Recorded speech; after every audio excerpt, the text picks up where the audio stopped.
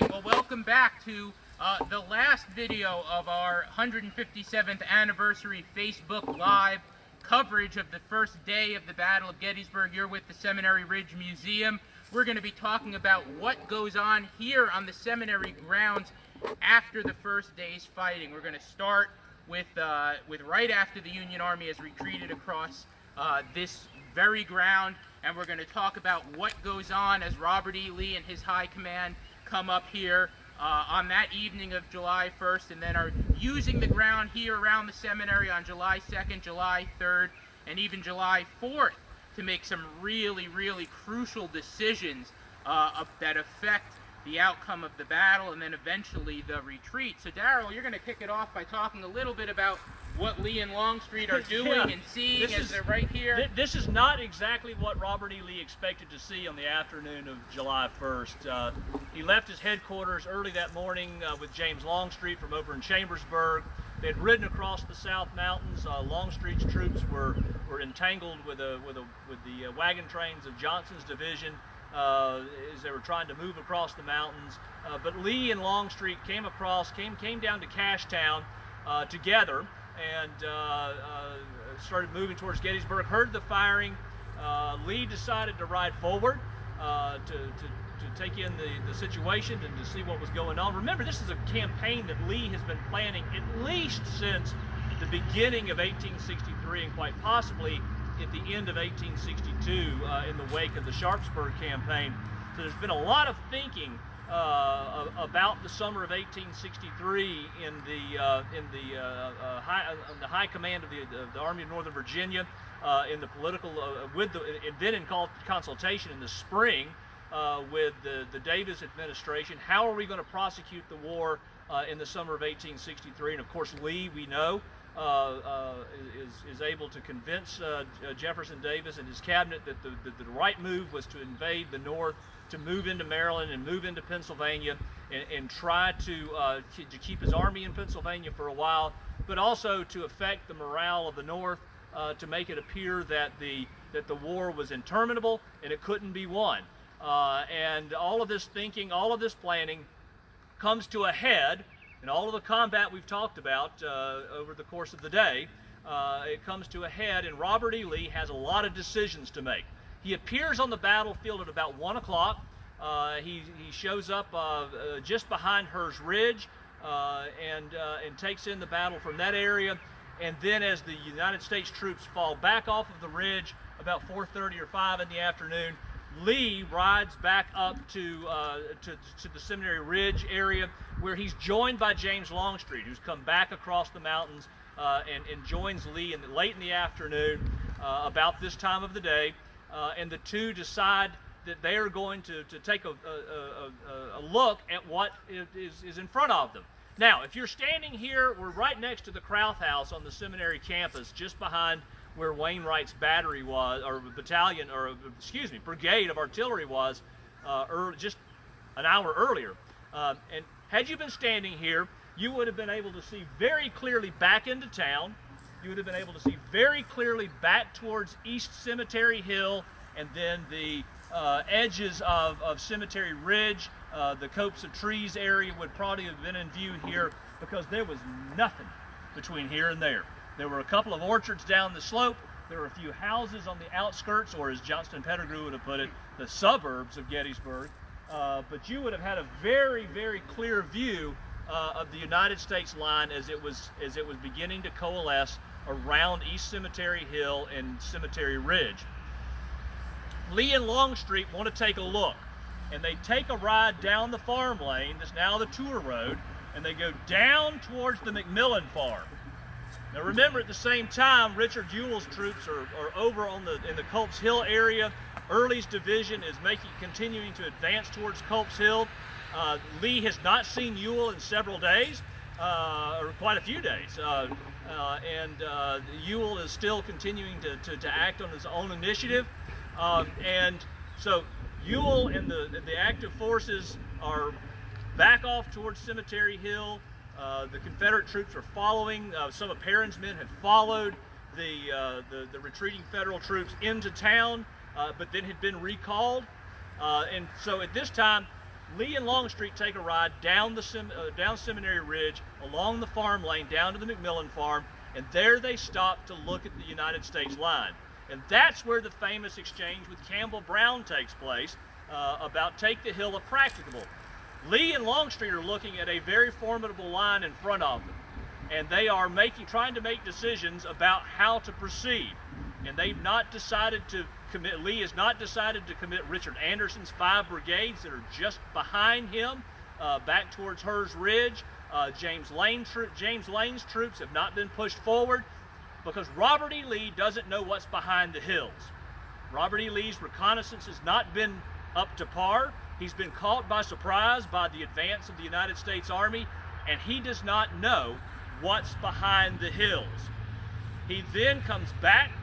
Longstreet goes back to bring his troops up, and Lee takes a ride back over towards Richard Ewell's position, over towards Culp's Hill, the area around the almshouse.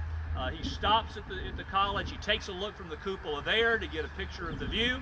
He then goes back over to Ewell's headquarters, where he stays for the most of the rest of the afternoon.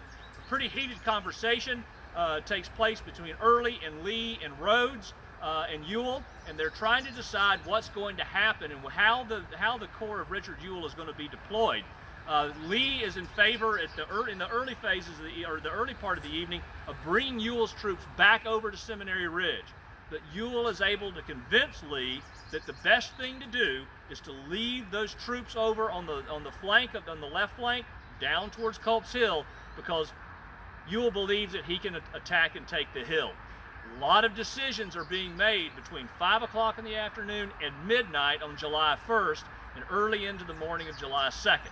So, what happens? Lee then goes to bed. He probably sleeps in the Thompson house, the only night that he probably sleeps in the Thompson house over the course of the battle. The next morning, he gets up and he has a consultation with some of his officers. And I think Codie wants to talk about one of the most famous meetings and the most colorful encounters between officers and observers that you see during the entire war. Sure. So there will be these consultations, as Daryl said, happening in this general vicinity. James Longstreet, of course, being one of them, with whom Lee will discuss. There are some observers to these events. Most of them, or both of them actually, who record the most about this are foreign observers. Neither one is actually a soldier in Lee's army, but both are from Europe and are kind of traveling with Lee's army for a few months here. One of these is probably more famous than the other. This would be Colonel Arthur Freemantle of the British Coldstream Guards. The other is Justice Scheibert, who is a major in the Prussian army, modern Germany. And each man is apparently sitting in a tree here somewhere on the seminary grounds, looking down, and they see that James Longstreet, John Bell Hood are sitting there. They say they're engaging in the peculiar American tradition of whittling sticks. And so this kind of owes to this idea that there are these men kind of looming above what is happening below them, this consultation that is taking place as far as what decisions will be made in the attack of the Army of Northern Virginia on July 2nd. John Bell Hood says that for one of these moments that Robert E. Lee has his coat sort of buttoned up the entire way.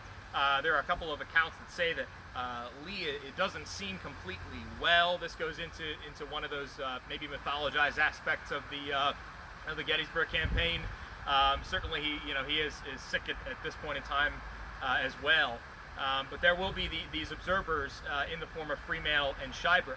Now, they will stay there after this consultation takes place and make a couple of interesting remarks about how Robert E. Lee conducts a battle. And Freemantle in particular makes note that as they sat in this tree, again, somewhere in this general area, that during the attacks throughout July 2nd, Lee apparently sits on a stump next to them, and he calls up on at least one occasion and asks them what they can see from that vantage point.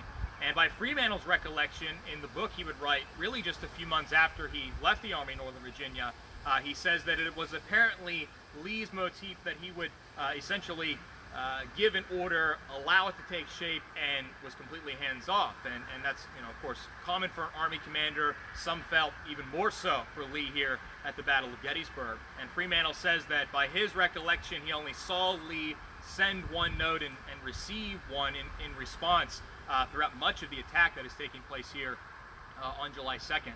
I think a couple of other interesting things that are happening as these big decisions are being made as far as just soldiers are concerned. Men who are going to be on this landscape will oftentimes remark about the vast number of wounded soldiers who were here, because we are behind Confederate lines. The seminary is now in use as a hospital, as Pete talked about earlier today in a previous live video. And one of these men who comes across this landscape is John Purifoy. He was from Richard Ewell's Corps. He was in an artillery unit, and he talks about how there was a man sitting up against one of these trees in the Seminary Grove, a United States soldier with what looked like a bullet straight through the center of his forehead, but somehow still breathing. So these are going to be scenes that are taking place around here for these everyday Confederate soldiers who are stationed in this general vicinity. There's going to be one man, Joseph Brown of the 14th South Carolina, who would talk about after the Confederates took the ridge on the evening of July 1st, how the halls of learning of the seminary had changed to a scene of bloodshed and carnage. And so the human cost would have certainly been amid these Confederate officers the whole way up to the Army commander as they're making significant decisions about what exactly to do next. Great, and I just want to add a little bit to what Codie was talking about at that famous meeting, and we can't say enough about what was going on, is that that's really the nerve center of the second day of the battle. And John Logan Black, a South Carolina cavalry officer, is going to come up here to Lee's headquarters, right just a little bit to the right of where I'm standing today, and he's going to ask around where General Lee is. And one of the staff officers that is there, and Logan writes about Logan Black writes about this later on, points out General Lee that he is somewhere in visibility of his headquarters. So likely it's not too far from where we are right now, or even just maybe a little bit beyond the chapel. Without the chapel here in 1863, you would have been able to see clear towards the seminary building. And maybe more importantly, you would have been able to see clear into town, as Daryl was talking about earlier, being able to see Cemetery Hill, Cemetery Ridge, down into town, and get a real good kind of tactical view, see how the ground is undulating, and that's going to play an important role in what Lee is going to decide to do, or how he's going to face that day's attack. The other thing that Codie brought up that I think is interesting to kind of build a little bit upon is Lee's health during the Battle of Gettysburg, and particularly on July 2nd, which was probably one of the, if not the most important day in his career as the commander of the Army of Northern Virginia. Codie already talked about how people were saying that Lee looked like he was unwell. There is an account that comes out of W.W. Blackford, who's one of Jeb Stuart's staff officers, comes on the evening of July 2nd. Finally, Stuart has arrived nearby. He sends one of his staff officers, Blackford, over to Lee's headquarters to make a report. Blackford is used to just being able to go and give the report directly to General Lee, but he is stopped outside Lee's tent by two of Lee's staff officers, saying, "You can't go in to see the general. Give us the report and we'll give it to him." So Blackford does just that, and then sits down on a stump outside and begins talking with Walter Taylor and, why can't I think of the other guy? Charles Venable? Venable and Taylor. And 3 times in the span of about a half hour, as Blackford is sitting there, he watches Lee come out visibly in pain and go around behind the tent. And finally Blackford says, "What's going on?" And Venable and Taylor say, "Well, General Lee has diarrhea." So that could be something that he was suffering from for most of the day on July 2nd. We don't know what impact that has on his ability to make decisions, to command, but it's certainly something that could have had an impact. So let's take a little walk here. Let's walk back to the roadway here and just talk a little bit about the military forces, the artillery line, the infantry line that's up here on Seminary Ridge during July 2nd and July 3rd.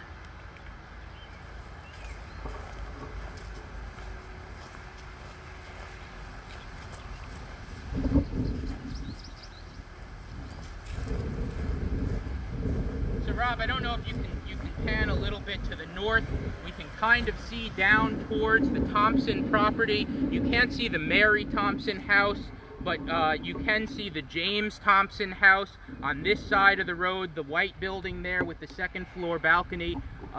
So Lee's headquarters is right there, is probably headquarters tent in the orchard behind.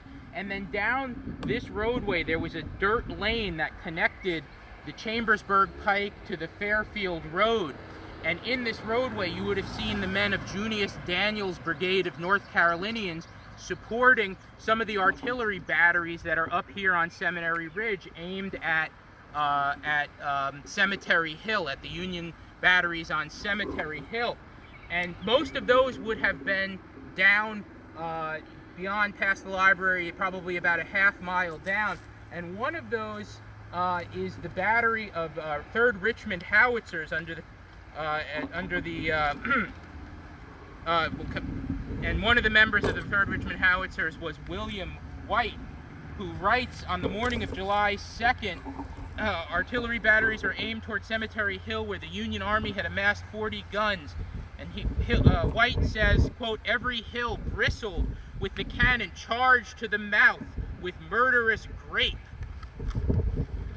And as the cannonading begins, he talks about how the ground almost seemed to shake. "The roar of artillery is sublimely terrific," wrote William Wright, "and the earth shakes and the trembles neath the continued shock." And this is on July 2nd, not even the big artillery barrage on July 3rd. And White is hopeful, even on the afternoon of July 2nd, as the fighting dies down, that tomorrow, he writes July 3rd, tomorrow will decide. So there's this feeling that they almost made it, and they're just a little bit more push, and they're going to continue on. So in addition to being this area where all of these important decisions are being made, it's an area that is actively taking part in some of the fighting that's going on, artillery fighting that's going on off towards Cemetery Hill. Anybody else have anything to add? On the note of William White, he has the distinction of being, so far as I know, the only Confederate who personally said that he himself went to the cupola of the Lutheran Seminary. And he gives this interesting perspective where he says that because of this artillery duel that is taking place, he's there about 3:30 July 2nd, so just before the main infantry attack begins, that it's so shrouded in smoke that it's hard to see. And he makes mention of seeing some of this livestock kind of running out of this smoke screen of the battlefield, and birds flocking away, and kind of this wildlife and domesticated livestock on the farmers' fields. So that adds to this idea of, what could you have seen if you're a Confederate using the cupola? I know in our video this morning, the question came up, did Lee use the cupola? Maybe we could add this to, the list of reasons why, if an officer came down and said it's pretty well covered in smoke. Along the lines of the cupola, when the Confederates are occupying this ridge as well, there are going to be Union artillerists over on Cemetery Hill, and one of the men behind the lines is actually a Christian Commission agent named Andrew Boyd Cross, and he overhears a couple of artillerists talking about how apparently Robert E. Lee was spotted in the cupola Pennsylvania Hall, which we can't quite see. It'd be over my right shoulder at the college campus. And he doesn't exactly say whether they confused that cupola for this one or what exactly, but he says a couple of shots are fired in the direction of the seminary building. He saw, I believe he says, 2 actually perforate the walls of the building. So again, this idea that we're right at the crux of this Confederate line. There is artillery in this general area. The cupola is a distinctive feature, looking at it, and in White's sake, looking from it. The final point that I wanted to make on the cupola structure behind the Confederate lines is that on July 3rd, though they won't make any real tactical decisions from there, there's going to be an unidentified Confederate lieutenant who pops up in 2 accounts. One from Elisha Rice Reed of the 2nd Wisconsin, who had suffered 2 significant thigh wounds, flesh wounds, on July 1st. But he says he was in the cupola as a wounded soldier with about a dozen of his comrades, and they have this Confederate lieutenant sort of serving as their guard. And apparently these men are looking south, and they can actually see a portion of Pickett's division, maybe Pettigrew's division, from that vantage point as it's making its way back towards Seminary Ridge. There's another man of the 148th Pennsylvania named Henry Meyer, who interviews a Confederate who he captures after the battle. And apparently this officer says that he was an officer who was keeping guard of about a dozen Union soldiers in the seminary cupola. So it seems like these might corroborate one another. This idea that although it's not really tactically advantageous, maybe because of the smoke, as William White said, it is a position that, despite being behind Confederate lines, it is a form of at least knowing what's happening if you're a Union soldier. And apparently this Confederate lieutenant, after he sees what is happening as a result of this negative result for his own army, he comes down to the chapel of the building, and he starts kind of lambasting Lee for making the decisions that he made at Gettysburg. And he has this vehement denial, says Elijah Reed, of the Confederate battle plan. And he says that this man is swearing, and he says, you've never seen a Southern fire eater give more profanities than did this officer who apparently used the cupola of the seminary. All that happening, again, amid these major decisions and major military moments that are happening in this general area. So let's fast forward to another big decision that's being made here on the seminary grounds, and this is on the evening, late afternoon evening of July 3rd. Lee is down close to where the Virginia Monument is today, watching the results of the Pickett-Pettigrew-Trimble assault. He is going to spend some time down in that general area meeting with A.P. Hill and others to talk about the general plan for the retreat. And sometime after dark, he's going to come back up the roadway here, the dirt lane behind the seminary building, and he's going to go back to his tent on the behind the James Thompson house in the orchard, and he's going to meet with John Imboden, who is a independent cavalry who has come up, who is going to oversee the wounded wagon train that's going to go back into Virginia starting just the next day. And Lee and Imboden are going to meet for an extended period of time talking about the plans for the retreat. Lee is going to give Imboden a package of papers for Jefferson Davis that basically talk about what happened here. He's going to say to Imboden, you are going to get on the road, you are going to go down the Chambersburg Pike with the wounded wagon train, you're going to collect all the wagons you can, all the men that we can take with us, you're going to cross over the mountains, you're going to get down to Williamsport, Maryland, and you are not going to stop for anything.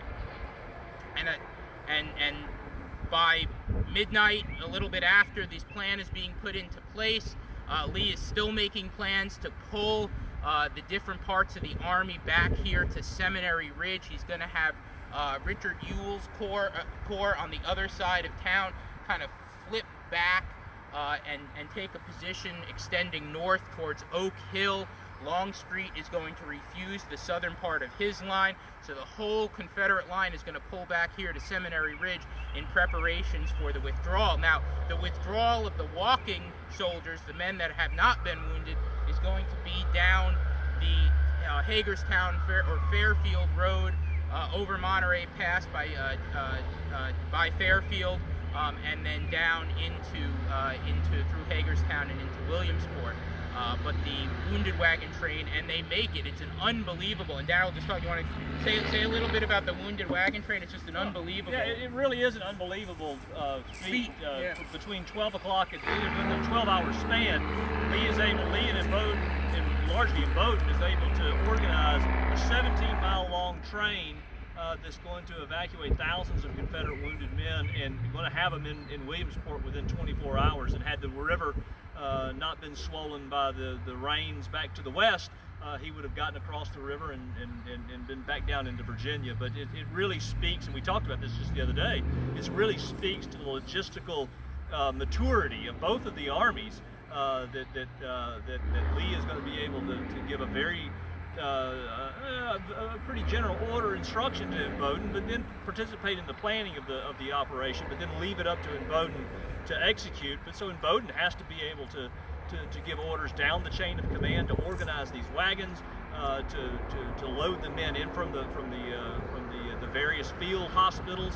The field hospitals stretched far back down to the south, so it had to have been a very sophisticated logistical operation that Imboden is able to pull off, and then very successfully gets these wounded men out of the way. An agonizing ride for most of them. A lot of the wagons that are being used are springless wagons. They're not hospital wagons. They're not ambulances. They're putting them in uncovered wagons, and of course we know that it begins to rain horribly about noon on July 4th, and these men are during that rainstorm going down the road.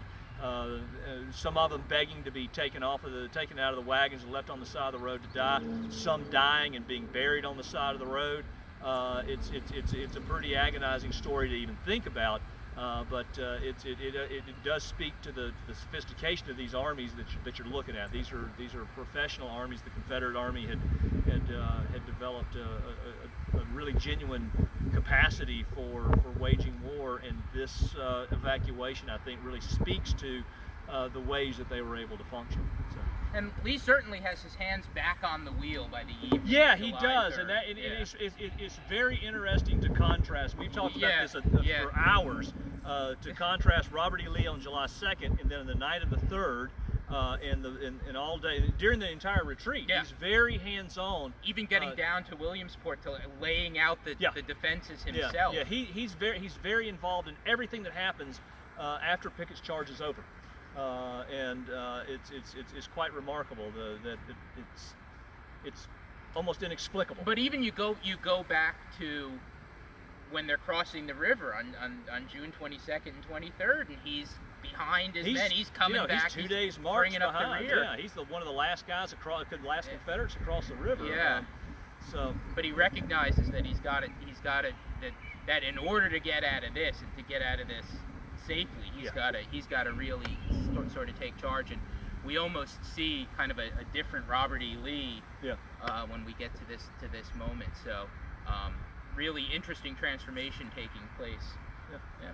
Anything else to add to that? I just wanted to add I see Codie. Yeah. He's got with his map ready to go. Here. So during the retreat, I'll actually, let's see, that way would be the way to orient it. Is that on there, Rob? Yep. So as you can see, Seminary here, this building I believe would be the Crowth House right next to me here. We are located approximately halfway, a little closer to Chambersburg Pike, but these two routes of Confederate retreat. And what we see here is this line of rebel breastworks, as it's labeled here on the S.G. Elliott burial map. This would be the United States barricade there on the western side. If you watched our 4 o'clock video, we talked about it. But this line of breastworks is going to be constructed by Robert Rhodes' division of Richard Ewell's Corps. This was the rear guard of the Confederate retreat, and it's going to, of course, take some time to get those wagon trains, those ambulances out the Chambersburg Pike and the bulk of the army out the Fairfield Road. And what you have here is that proverbial fork in the road. It's going to be the last position occupied by a significant number of Confederate soldiers. It's where they're basically bottled up during the withdrawal. So this line of breastworks is completed here sometime July 4th, pending a possible Union counterattack, which of course never comes in any large measure, nothing through the town and up here towards Seminary Ridge, but Lee is trying to protect the rear by having that instituted. There is a visualization of this as well in the form of the famous photograph of 3 Confederate prisoners taken just maybe 25, 30 yards up to the north of me, to my right, to your left as you're viewing, looking back toward the town. Behind those men, you can see this tall line of rails there, perhaps part of the northern extent of the breastwork or the barricade that was constructed by these Confederate troops, anticipating that they might be attacked as they were leaving Gettysburg. All right, any final thoughts? This is it. Get your thoughts in now. If you have anything else for the day, I'm thawed out too. It's hot, but it's a great day. There's a nice gentle breeze. Well, we want to thank you for joining us today, and even leading up to today with our Beyond the Ridge series. We've had a great time bringing Gettysburg to you over the last couple of days, and especially today.